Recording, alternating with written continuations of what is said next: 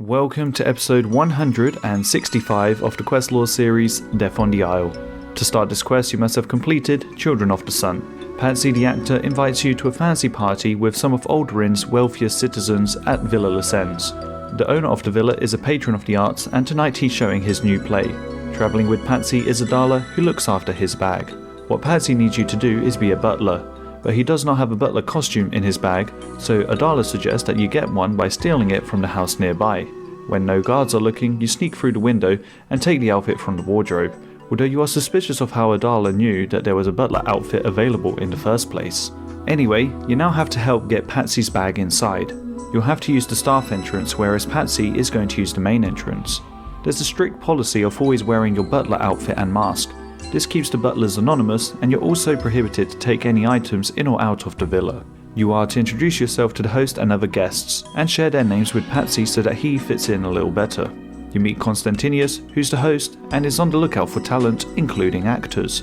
Pavo is drunk, Koziak is an older gentleman, and Shokotla runs a shipping company. Patsy seems excited at the idea of possibly being sponsored and wants to celebrate with some wine.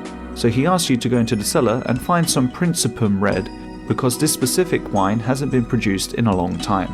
In the cellar, you find the antique wine, but hear a sudden noise, causing you to spill some of it. In the next room, a man has just been knocked out, and whilst you're checking in on him, the two house guards arrest you. They suspect you of the murder of Livius the actor, and think that the red stains on your clothes are of blood, but you explain that it's just some of the wine that you were fetching for Patsy. You heard the noise and thought that someone was hurt, and you were trying to help. As the guards don't want to lose their careers over this, you offer to help find the murderer and promise not to flee the scene whilst you investigate with them. There's no stab wound on the body, so you consider poison. Konstantinos is unsure about who's the best choice to replace Livius and hopes that his understudy can perform the leading role in his absence. Livius always made a profit for Konstantinos, but you consider that a motivation to get rid of him could potentially be because his sponsorship was becoming too expensive. Koziak claims not to have interacted with Livius. Pavo remembers him as a drinking partner, and Shokotla claims to have never done business with him, even though with a shipping company that would have been a great opportunity to trade costumes from around the world. You investigate the broken pottery and wonder if there was a fight.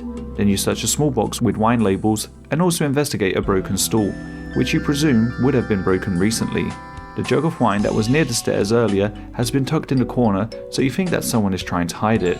Lastly, you find a wine storage vessel that's only half full, so you presume that someone was drinking a lot from it. Patsy seemed to be really motivated to try the wine, but Patsy and Adala don't seem too suspicious at this point in time. You speak to the guards about the progress, but without having any clear evidence yet, you suggest that you could try to pickpocket the guests and see if you can find any incriminating information. Adala had some wine labels on her. Koziak had a letter that was for Livius the actor that just died, but it describes an outstanding debt. And then Shokotla has a shipping contract that was between herself and Livius, contradicting her earlier statement. Pavo had an empty drinking flask.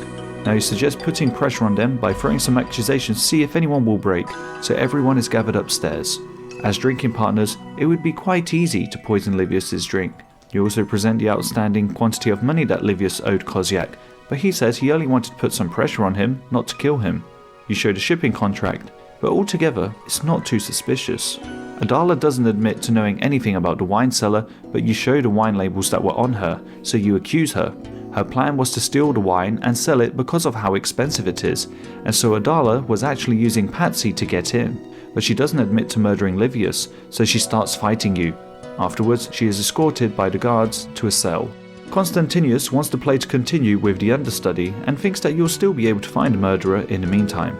He says that you'll have to use the back entrance to not draw too much attention to yourself, so you go the long way around the cliffs and navigate some loose rocks. The only place you hadn't investigated yet was the stage area, and the last place Livius was seen was the backstage entrance. All the actors are on stage for the play, so while they're there, you're going to investigate. The costumer says that Nyatli is Livius's understudy. Claudius is close to retirement and prefers to take on small but impactful roles, and Quintilia is new and takes on the non-speaking parts. Livius was having his pre-performance drink whilst the rest of the cast was here, including the costumer herself. That's when the murder happened. She doesn't think that anyone went upstairs, though maybe a secret passage could exist. You continue investigating and find a crate next to the stairs that has some poison in it. Then you search the bookcase and find that it's actually a secret passage into the wine cellar. Lastly, you search the costume rack and one of the costumes has a wine stain on it with a label reading Nyatli. You ask about the poison, the costumes and the hidden passage. The poison's for a rat problem, the wine stain costume is not part of the costume set and is suspicious, and the villa used to be used for smuggling wine back in the day, so it's no surprise that there's a hidden passage. You update the guards and accuse Nyatli, the understudy. You get to this conclusion because of the wine-stained clothes. As there was no wine backstage, it must have come from the cellar. The motive would be that the murder of Livius would allow her to take on the leading role and no longer be in his shadow. The guards want to wait for the play to be over before making the arrest, but to speed things up, you decide to go on stage to confront her. She starts running around, so you try your chops at acting by chasing Nyatli around the stage and attacking her. When she's within an inch of her life, she admits that she was stuck in the shadow of Livius for too long. She didn't poison him though. He had too much to drink before the show and he fell down harder than she expected, so she ran away. It turns out that his death was an accident all along, and that no one was guilty of murdering him. You get 2 quest points, 10,000 thieving, 7,500 agility, and 5,000 crafting XP. After you complete the quest, you can speak to the head butler and you'll get a butler's tray or any of the masks. When you speak to the costumer, you get the costume needle, which allows you to craft most items without needing any thread. If you pickpocket Constantinius, you'll find a chest key. In the southern room of the cellar, you can open the fancy chest, and it has a note inside it mentioning something about being cleaned. You search the fountain and find a blue icon. If you go to the most northeastern statue on the island of Alderin, you can use the icon on it to activate it, and this unlocks a teleport location on the Pendant of Eights. Join me next time where I'll explain the lore behind Meet and Greet.